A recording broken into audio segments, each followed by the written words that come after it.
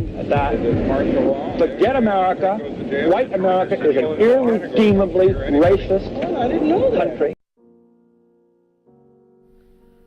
As you walk around Midtown and downtown Detroit today, you can't help but be amazed.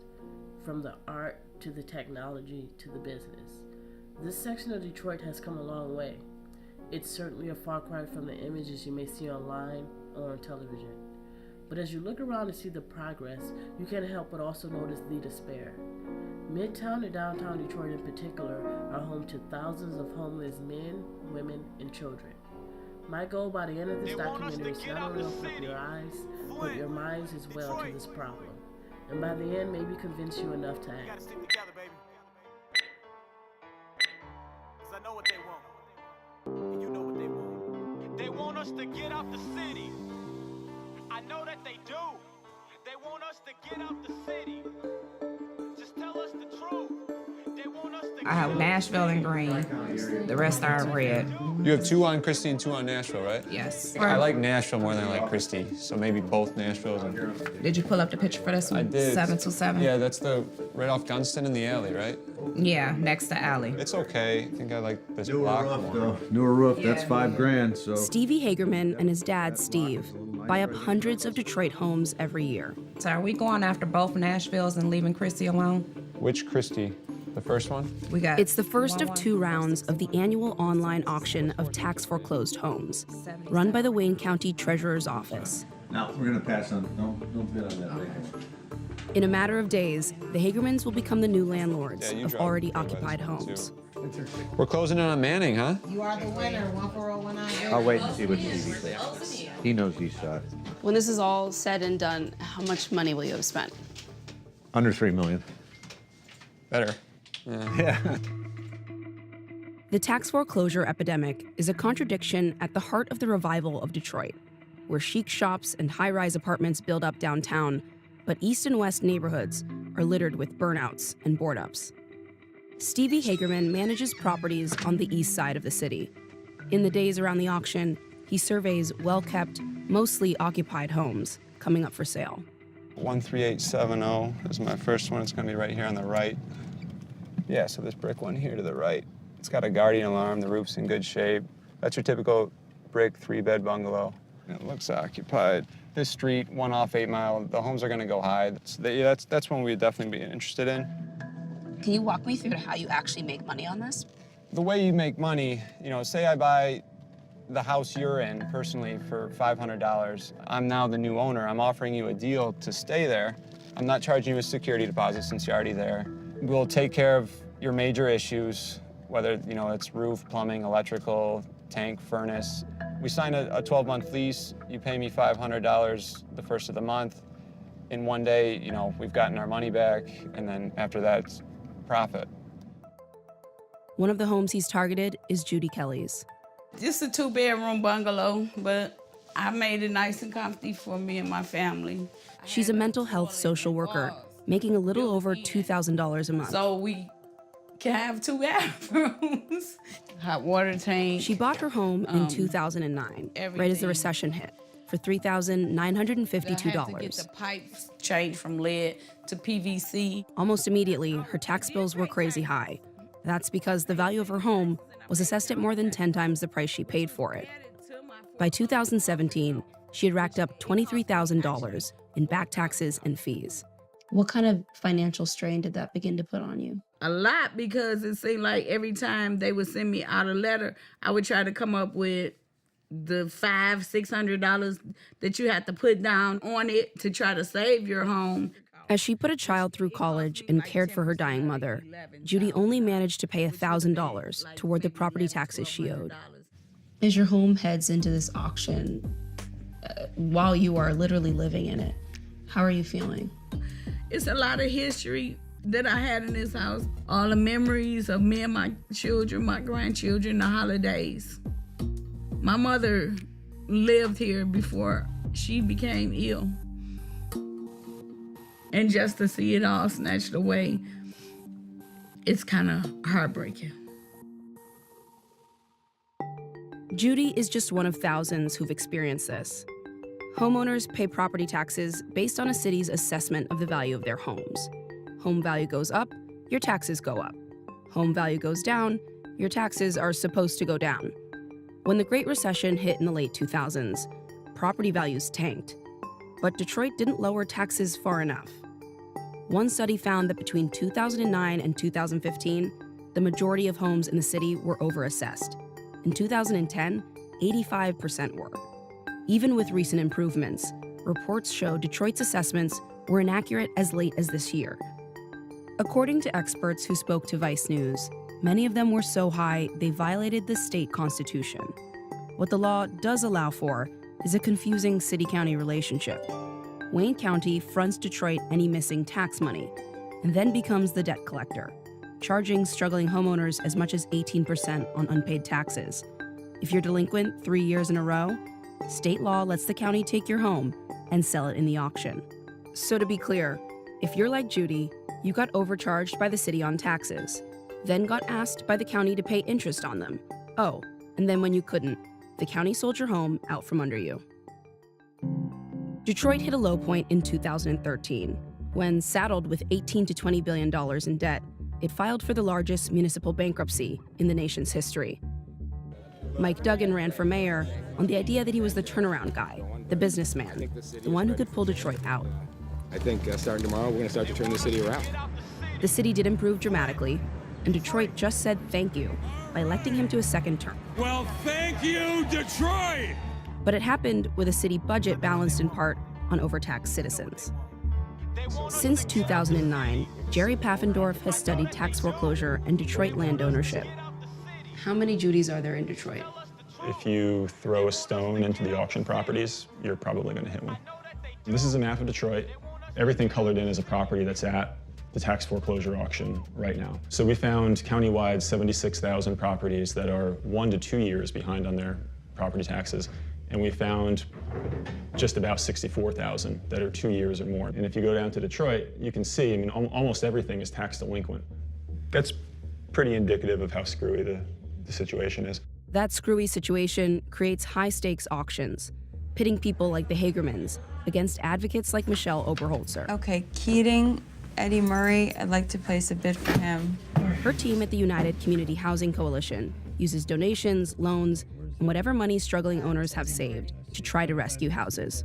It's not even tough judgment calls a lot of the time because the bidding is so high. Current bid is at 82. That's our bid, so we're winning. I'm just gonna bid what he's got until you tell me if you want me to go higher. We're winning? Yes. Okay, next. 17366 Apple 13,000. None of these folks have money, huh? Can I see her file? Of the nearly 300 auction homes Michelle tried to buy back, she only won 47. The bidding has gone very high, so we're not gonna be able to keep bidding, okay? A lot of the messaging from the city and the county recently has made it sound like, while there are still some foreclosure issues, they're really on the mend. Every year there will be fewer and fewer people in the scenario you just described.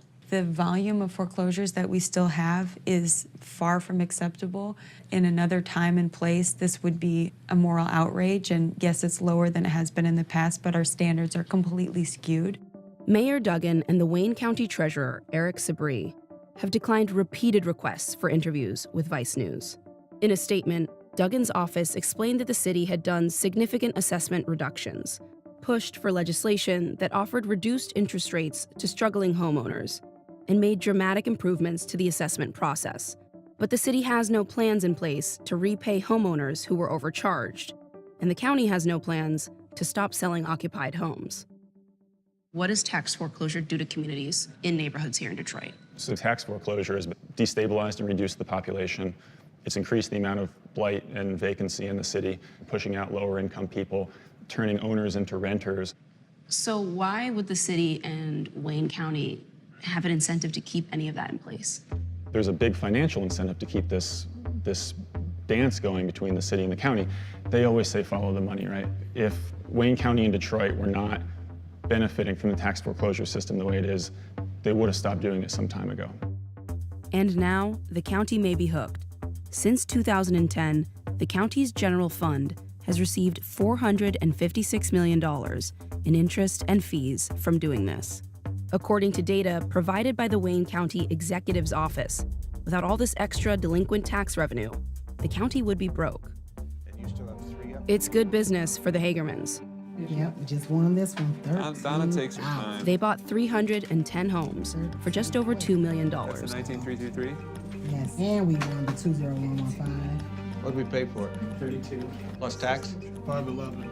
They won Judy's home for a total of $3,711, a little less than what she got it for in 2009.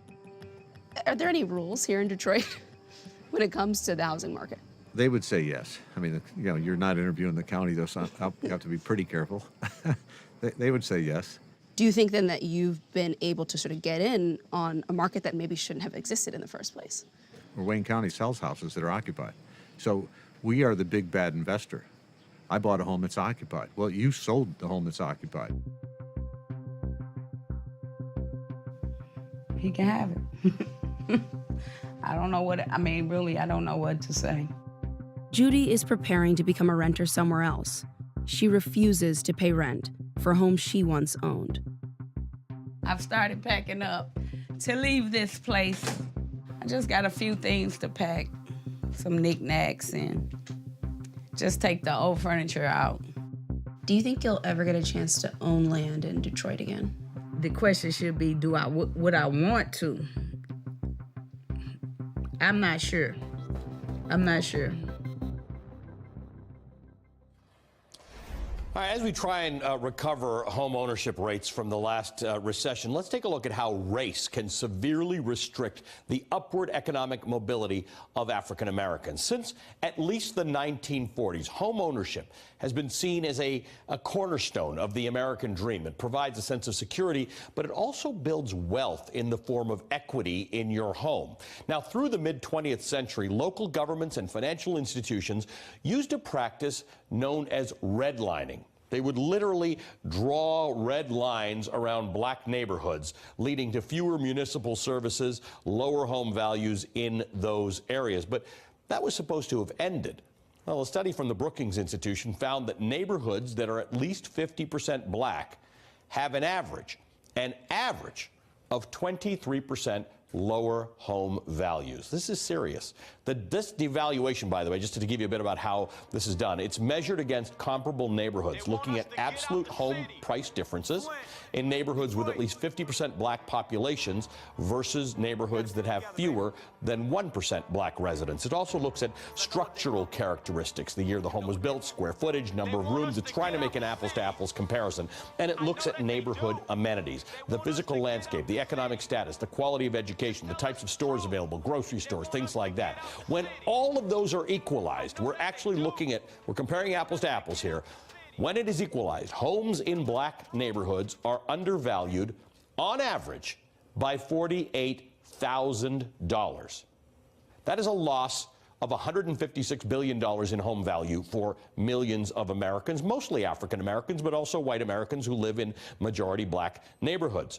Brookings looked at 113 different metropolitan areas that had at least one majority black neighborhood and compared home values in that majority black neighborhood to home values outside of the majority black neighborhood. All of the purple, these are all purple, all of these purple areas are areas of devaluation. You can see them all over the eastern part of the country where majority black neighborhoods have lower home values than other neighborhoods that are otherwise equal. The green, you can hardly see it. There's a green here, there's a green here, green here, green here, green here. There are a few areas of appreciation where majority black neighborhoods have higher home values than non-majority black neighborhoods. But the overwhelming majority of them are cases in which black neighborhoods have lower property values. The majority black neighborhoods in Florida's Sebastian Vero Beach area actually have higher values compared to other neighborhoods, but there are obviously far more areas that have devaluation. Perhaps the starkest area is Lynchburg, Virginia. Black majority neighborhoods there have home values 81% lower than in other neighborhoods. The absolute home value almost totally wipes out the value of the highest appreciation in the study, which is the Sebastian Vero Beach area. This is fascinating to dig into. Joining me now is the lead author on that study, Andre Perry of the Brookings Institution. Andre, you have put into a study something that we have known of but is so influential because it's not just about your home value. It is going back decades to the home value that African Americans have tried to achieve so that they can pass on to other generations. So it is hurt generation after generation that African American neighborhoods have been undervalued. It means that African Americans can pass on less to their kids. Absolutely. The $156 billion that my colleagues Jonathan Rothwell at Gallup and David Harshbarger also at Brookings, the $156 billion we found in cumulative losses is really the amount of money that we use to uplift our social status. Right. So it's the money that should go to starting a business, going to college, improving your home, or even moving to a better neighborhood. Right. That's what we use the equity for. But essentially, racism is robbing people, black people, of that ability to uplift themselves. Paired with your report is some interesting numbers from the National Bureau of Economic Research that 54% of the wealth owned by black families is in home ownership. So it is a massive source of what wealth there is in black households. So this is so critically important because it's not that home ownership is just one piece of the wealth of African Americans, it's the majority of it. Yeah, and we got to remember that black folk believe in the American dream, and we strive for the American dream. Also in the report, we found that black communities, majority black communities, hold about $600 billion worth of housing assets. There is power and strength in black communities. We are doing what we are expected to do. But the devaluation is taking away more opportunities to advance ourselves. The narrative has been that black folk are the problem for declining neighborhoods, that black women's marital status, that black boys who don't pull up their pants are the reasons why black communities are not moving up. But our research clearly finds that the devaluation, the perception of a negative value is robbing black residents opportunities for growth. And it's a vicious cycle. I spend a lot of my time in Philadelphia, and your study found that Philadelphia, close to the average of home devaluation, had a lower number of libraries in some of those areas, lower proficiency rate for public school kids. Game this out. If the value of the home is lower, it then creates a circle in which certain institutions don't get settled in there, certain retailers don't come in, certain grocery stores don't come in. Yeah, you devalue a neighborhood, there's divestment, people leave the neighborhood, there's fewer municipal expenditures in the neighborhood, school quality goes down because there's just not a lot of revenue in the neighborhood. It's a vicious cycle. Again, it's not black folks' fault. These are great assets. They should be worth more, 23% more, and that money should be used for those community benefits. So I want to show you some more research from the National Bureau of Economic Research that shows wealth held by white Americans at the top versus wealth held by black Americans. Now, if you look around the middle to the right of that screen, you see that during the Great Recession, wealth falters. In both cases, it falters by a lot more because white Americans had a lot more wealth to lose, and then it comes up. Whereas black wealth, again, if it's dependent on things like property, it didn't drop as much, it didn't come up by as much either. Yeah, you know, and this is the problem.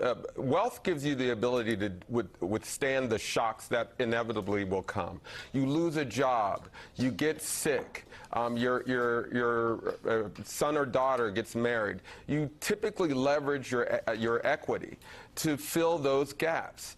The inability for blacks to gain wealth hurts our ability to deal with the shocks that will come.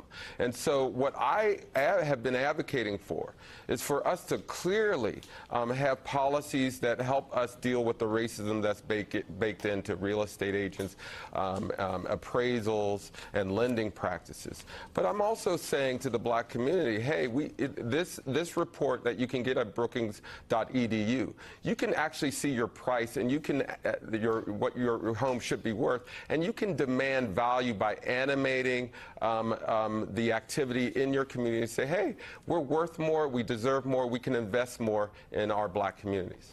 Andre, great conversation, great research. Thank you for joining me. Andre Perry is with the Brookings Institution. Hey, MSNBC fans, thanks for checking out our YouTube channel. Subscribe by clicking on that button down there and click on any of the videos here to watch the latest interviews and highlights. You can get more MSNBC for free every day with our newsletters. Just visit msnbc.com/newsletters to sign up now. The fighting this, people always think you can't fight the banks and you can't fight the system. But when the foreclosure epidemic first started, the first thing we raised in 2007, when the foreclosure epidemic started, is actually Granholm, if you remember, was going around the state doing these town hall meetings about how bad the economic crisis. Well, I got into one of them, and during the meeting, she asked, well, gave all these things about how Detroit, Michigan had been hit with all the industry shutting down and all this stuff. So she opened it up and said, well, what would you do if you were governor? And then she called on me, and I said the first thing I would do is declare a state of economic emergency, because we have a combination of both an economic crisis that's dispossessing people as well as the predatory lending in the cities, and that if you declare an economic emergency, there's historic precedent that you could put a moratorium on all foreclosures. And in fact, in the 1930s, we had a 5-year moratorium on foreclosures. They could not foreclose. And it was upheld by both the Michigan Supreme Court and by the U.S. Supreme Court. There's a famous case, Home Loan Association versus Blaisdell, and it's still good law. It's never been overturned. It said in a period of crisis, the right of the people to survive supersedes the contract clause of the Constitution. Well, I raised it to Granholm in 2007. Now imagine if she put a moratorium on in 2007. How many homes? Detroit wouldn't look like it does now. There is one person who lost their house in October of last year's auction. The new owner started saying, well, just pay me rent. And then they had the rent so high that she couldn't, she's on a fixed income. This is one where she had been trying for 3 years to get Step Forward. Step Forward, of course, is part of the TARP funds again, right? That came because of the result of the predatory lending. And then she was eligible for poverty exemption. She shouldn't have even been paying taxes on the house. 68 years old. Second generation house, been in her family since 1954. Her dad was the first African American music teacher in the Detroit public school system. He trained the likes of Howland Dozier and Howland, which wrote all the hits for Motown. And a number of things. He was music director at C.L. Franklin's church in Black Bottom. And she had no place to go. 68 years old, no place to go. No, I mean, literally had been trying for months to get a Section 8 voucher, not available in Detroit. Plymouth was the closest agency, could not get the voucher for Plymouth, couldn't get it for all of the other cities, including West Bloomfield, which she applied for. And had no place to go. And a week before they were about to throw her out in the street, we found her a place to go just by the grace of God and a good Samaritan. And we have a wave. We have a wave of people coming just like that. And to think about the epic proportions of elderly people that are going to be thrown out into the street is sickening. I mean, it's sickening. By the late 1990s and early 2000s, the city was beginning to recover a little bit. Not until to where it was, but there was a recovery. I bought a home in 2002 in East English Village, and the value I paid double what homes had been selling for 10 years before in that neighborhood. And there was certainly a stabilization. And throughout it all, throughout this tremendous attack and deindustrialization in Detroit, Detroit still was a center for homeownership. and it had the highest homeownership rate of any city in the country, and particularly for African Americans. The neighborhoods, we had always had great neighborhoods. They were filled with nice homes that you could buy at a reasonable rate. And so it was a place where people could actually own a home, where in most cities they were excluded by the value of real estate. Detroit was definitely a target for predatory lending. This is not solely my personal opinion. Senator Carl Levin, in April of 2011, when he was in the federal Senate, he did a Senate investigative report on the foreclosure crisis. He clearly articulates Detroit was one of the urban cities that was targeted for predatory lending. People who really shouldn't have been put in subprime loans were put in subprime loans, meaning that they may have had the adequate credit score to be in a prime loan, but people of color in urban cities were targeted for these types of loans. And in the end, they knew these loans were going to default. And in the end, the borrower was the one that's left holding the bag because everybody else got bailed out, paid off, whatever. And what that was about was really the banks came up with a new scheme.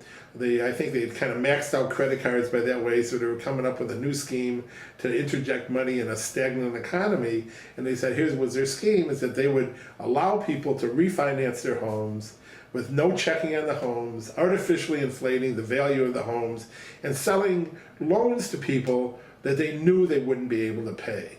And many of them were in Detroit. What we saw primarily were adjustable rate loans on subprime mortgages. So they would sell a loan that already started with a pretty high interest rate, but at least was affordable to the person. Or sometimes they would give them a teaser rate, even a low rate for a year or two. They would lure people in, tell them, don't worry, but the rate would adjust. And in Detroit, the adjustable rates were extraordinary. They would adjust from up to 10, 12, 14% within a 2 or 3 year period. And they were selling these loans to senior citizens on fixed income who they knew couldn't pay them. Right now is a senior who also has significant health issues, on dialysis 3 times a week, has some cancer treatment, had a stroke. They're just looking to get the loan modified, things of that nature. Well, they started the process, and the mortgage company actually sent her a letter that said, we will not foreclose on your home while we're reviewing you for a modification. They sold her home the next week. I have one lady that had 4 careers. She's old. She's 96 years old. She had 4 separate careers. 4 separate careers. She lives next door to me. 4 separate careers, and I paid into the system this whole time, and now you're telling me that all of this lifetime of work in supporting the city, in my very time of need, you can't give anything back to me. And just that story in itself, and then we take and multiply that through every city throughout the United States. Senior citizens who didn't even make it through the fight. They have strokes and die along the way because they're so stressed out about losing their homes after being there 30, 40, or 50 years. So it turned into a situation where, for me and my clients, it's not just an economic number. It's actually a quality of life and sometimes a life and death situation. And no one tends to view it from this perspective from the mainstream media or mainstream financial institutions, or even from the judiciary for that matter. What's going on with housing in Detroit is that, contrary to the mainstream media, the foreclosure crisis is not over for Detroit. And I mean mortgage foreclosure. It's only compounded with the tax foreclosures, and people are still losing their homes at an alarming rate. And many people blame the people for this, but in fact this was an orchestrated effort by the banks. They trained brokers to go into neighborhoods. They trained them to sell these loans. They reassured people, don't worry, if it adjusts, you'll just be able to refinance. They artificially put a value on the homes that had nothing to do with the real value of the homes. And a lot of people again say, well, people shouldn't have gotten sucked in. But this was a very orchestrated attack. And really, one of the best documentations of it is the Senate Select Committee report on Wall Street and the financial crisis that lays it out. It reads like The Godfather. And this is the government laying it out. And it was done with the sanction of the ratings agencies. The ratings agencies, the same ones who later would put Detroit into default, would rate, because what happened was when the banks would sell these loans, and Quicken Loan, of course, Gilbert was one of the main originators of them. He always says he's not involved in foreclosure. He wrote the loans and then turned them over to the banks. And what they would do then, package them as security instruments, sell them on the investment market, and Moody's and Standard & Poor's would rate them AAA, knowing they were no good, because they got paid to do so by the banks. They made record profits. The banks made record profits. Everyone was doing great, except the people were getting screwed. And eventually, of course, the bubble burst. And the thing I want to emphasize is some people say, which banks were the ones that did it? My answer is every bank did it. And truthfully, credit unions did it too. And why did they do it? Because the rate of profits when they sold these subprime mortgage instruments on the market was 8 times higher than when they packaged fixed rate instruments. 8 times higher. That's out of the Select Committee report. So, it was irresistible. The profit was like this huge profit that they were 8 times greater profit than they used to make on the traditional fixed rate mortgage, where someone, got a rate, they paid the rate for years, and then they owned their home. It changed everything.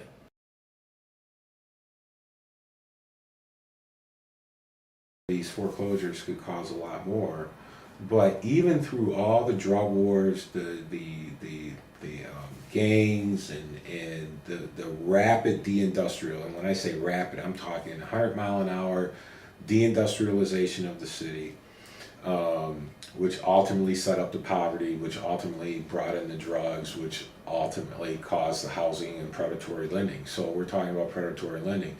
So we get into the predatory lending thing, and as the people started to naturally leave Russell Woods. So for example, my grandmother, who was 85 years old when we moved her out, and the other people that had moved in there in the 40s, 50s, and 60s, as they left, the backfill population was people that were getting these predatory loans to be able to afford these houses at $125,000 in 2005, 2006, 2004 era. So during that boom time, when the neighborhood was naturally turning over because of the age of the residents in the neighborhood, we had the people that came in, paid good money for those houses, right? Wanting to live in Russell Woods and wanting to preserve the culture and the legacy of Russell Woods, move in with predatory loans, and then over 40% of them ended up going into foreclosure. What was called the Making Home Affordable program. That's the first program to talk about. And that was the program that was supposed to offer loan modifications, and it did to some extent, to people who were you had very high interest rates, you get modifications. But of course, they put so many impediments on it. And the most important impediment is that it was operated by the same banks who were foreclosing on you. So in other words, if you wanted to get a modification, the government, you didn't go to the government, you went to your loan servicer or the bank, the mortgage company, and you had to get them to do it. Well, of course, that's not their interest. They make more money on foreclosure, so they had no real incentive to do it. And what would happen was, and so even though they announced this program that ostensibly should have given relief, what happened was, because it was run by the banks and the government had no supervision over the program, it was pretty much a failure. And despite everyone believing that the federal stopgap, the modification program somehow helped this, it has not. In many ways, it's exacerbated the problem because it gives people a sense of false security. Because under the program, they're not supposed to refer homes to foreclosure while they're reviewing people for modifications. But literally what they're doing is using that as a sense of false security. And while people are sending in documents 5, 10, 15 times, they're steadily moving the house to foreclosure. When someone applies for a modification, the bank is paid incentives. In fact, the federal government entered into what they call servicer participation contracts. And these servicer participation contracts earmarked hundreds of millions of dollars for the banks to review loans, and that's very important to understand that term, review loans for modification. So I can ask you to send my paperwork in 50 times because apparently we don't have a complete modification package. And that still permits me to collect under my service participation contract. And at the end of the day, I don't send you any response or say you're not eligible or whatever and still foreclose on your home, and then turn around after getting money for the modification review process, foreclose the home, and get reimbursed for the outstanding mortgage balance. The next thing people know, particularly here in Michigan, where we are a foreclosure by advertisement state, they have something posted on their door saying, hey, your house is going to a sheriff's sale. In foreclosure by advertisement, just so that we're clear, there is not a judicial proceeding before the house is foreclosed and sold at the sheriff's sale. It is literally a posting on the door, and then the house is sold. And at that point, you're divested of all your legal rights to the property. The only thing that remains are the equitable rights for redemption. And to be clear, those equitable rights for redemption, in some instances, is not a right at all, because that's the right to be able to go in and pay the full mortgage off. And in reality, if someone's trying to get a modification and has had difficulty trying to pay their mortgage, what is the likelihood that they can go in and pay off the whole mortgage?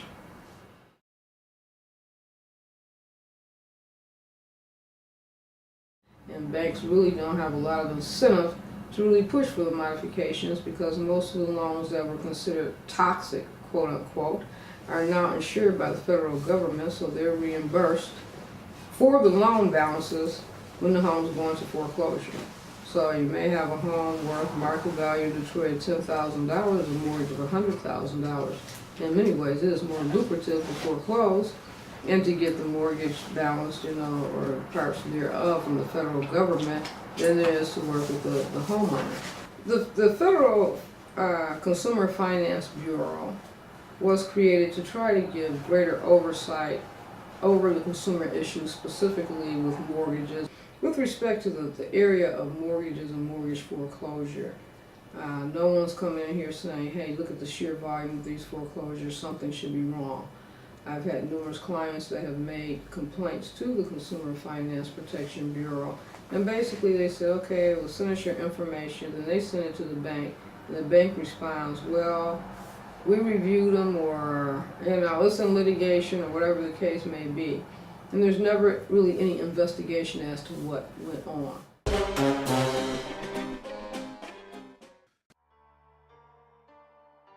We have over 40,000 people homeless in the city of Detroit.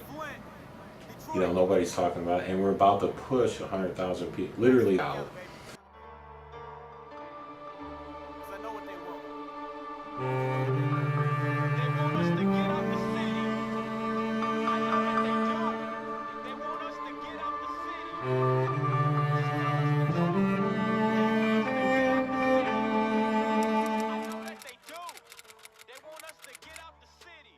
I've been homeless for 1 year.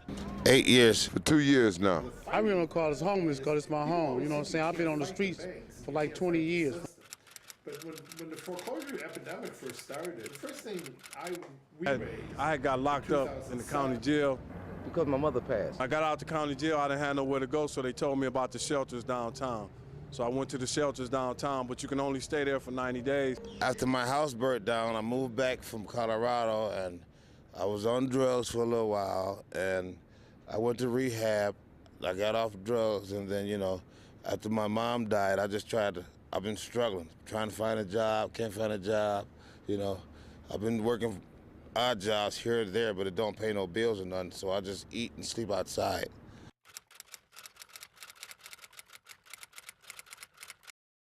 Drugs has something to do with it, but it's not the major problem. Alcohol is the main reason why people out here.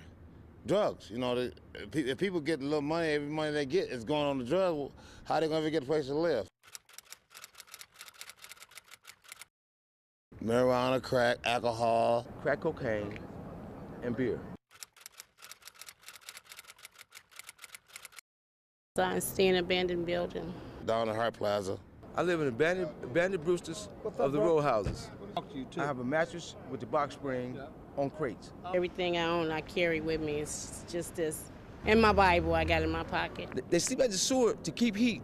The steam that comes up out the sewer, they sleep right there to keep heated.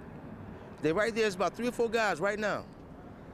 Sleep on the streets, on the sidewalk. Well, my day begins where I get up in the morning and I leave the shelter at 6 o'clock. I go out and try to find temporary jobs, but I try to make sure I get a few dollars in my pocket so in case I need to eat, because I might miss the shelter if I do get a job. We get up in the morning, we need a shelter. 6 o'clock in the morning, we walk down the street. We go from Burger King to the library. You know, those are the places that we can frequent. Most places don't have public bathrooms for us to use. But, you know, sometimes we urinate or whatever, defecate on the streets. But we do.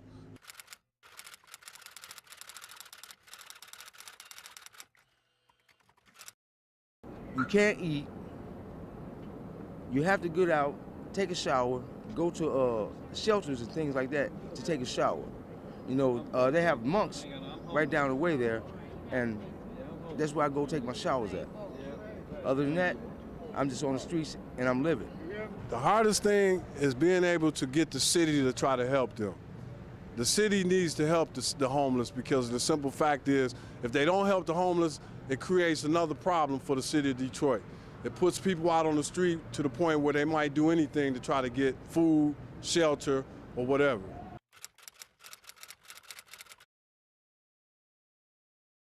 Me, I make money mostly like working for the people at the parking lots. Every Tiger game, Red Wing game, the white people come from the suburbs, give you money, feed you.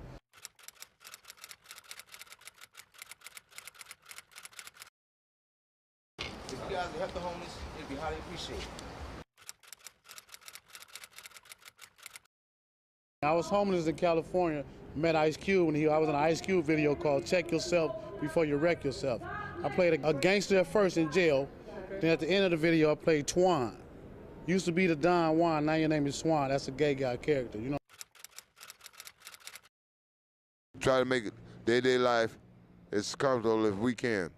It's not fair. Life is not fair. We never said it was. God never said it was. I like to read my Bible because I know there is a God, and I know that He is going to bring me up out of this, and I got faith in Him. People look at me, they look down on me. But you know what? It don't stop me from living or moving or progressing.